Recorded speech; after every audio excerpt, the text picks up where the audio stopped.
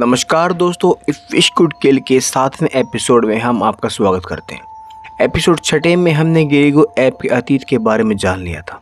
और एपिसोड 7वें की शुरुआत वहीं से होती है जहां पर एपिसोड 5वां ख़त्म हुआ था। एपिसोड 5वें में हमने देखा था कि हाजून और सिया और बाकी सब स्कूल में होते हैं जहाँ पर नारी पोजेस्ड हो जाती है और सिया पर हमला कर देती है, मगर हाजून बीच में आ जाता है और हाजून का हाथ टूट जाता है। नारी पोजेस्ड होती है तो सिया उसे समझाने की कोशिश करती है, मगर हाजून का जीजा देख लेते हैं कि शिबोन की आत्मा उस पर हावी हो चुकी है, इसलिए वो उस पर हमला कर देते हैं और हमला होते ही शिबोन नरी को लेकर वहाँ से गायब हो जाती है। इसके बाद सभी हॉस्पिटल जाते हैं क्योंकि हाजून का हाथ टूटा हुआ था और उसके जीजा की आंख भी जख्मी होती है।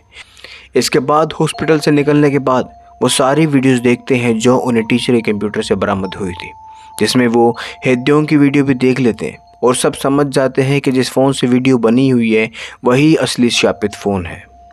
और इसके बाद वो फ़ोन की लोकेशन निकाल कर उसे ढूंढने के लिए निकल पड़ते हैं ताकि वो उसे तोड़ सके। दूसरी तरफ पोजेस्ड नारी को दिखाया जाता है और उसे एक फ्लैशबैक आता है और फ्लैशबैक में दिखाया जाता है कि शिबोन ने मरने से पहले विश मांगी थी, जिसकी वजह से गिरिगो ऐप पोजेस्ड हो गया था या फिर गिरिगो ऐप शापित हो गई थी। वहीं अब सभी उस जगह पर जाते हैं जहाँ पर उन्हें लोकेशन मिली थी जहाँ पर फ़ोन हो सकता है और वहाँ पर शिबोन की आत्मा उन पर हमला कर देती है, जिसकी वजह से उनकी गाड़ी का एक्सीडेंट हो जाता है और सिया की जान बचाते हुए हाजून के जीजा के शरीर के आर पार लोहे की रोड हो जाती है,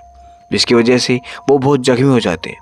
क्योंकि सबको पता होता है कि फ़ोन बस सिया ही छू सकती है।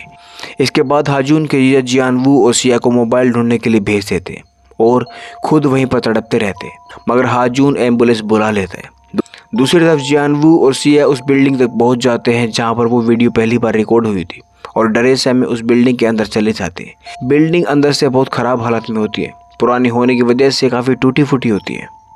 किसी तरह से सिया उस रूम में पहुंच जाती है जहां पर मोबाइल हो सकता था और मोबाइल के अंदर सिया को मोबाइल मिल भी जाता है, मगर जैसे ही वो उसे लेने वाली होती है नरी जो पोजेस्ड होती है वो सिया के ऊपर हमला कर देती है। सिया नरी को होश में लाने के लिए बहुत कोशिश करती है, मगर नरी सिया को मारने ही वाली होती है, तभी जियानवू उसे बचा लेता है। इसके बाद सिया मोबाइल ले लेती है पर तभी नरी नॉर्मल हो जाती है। सिया नरी को कंफर्टेबल करने के लिए उसके पास चली जाती है। सिया को लगता है कि श्राप खत्म हो गया है, मगर तभी नरी के अंदर जो आत्मा होती है वो सिया के हाथ से उस धागे को तोड़ देती है जो हाजून की बहन ने उसकी सेफ्टी के लिए उसके हाथ पर बांधा होता है। धागा टूटते ही सिया अनकॉन्शियस हो जाती है और एपिसोड 7वां इसी रोमांचक मोड पर ख़त्म हो जाता है।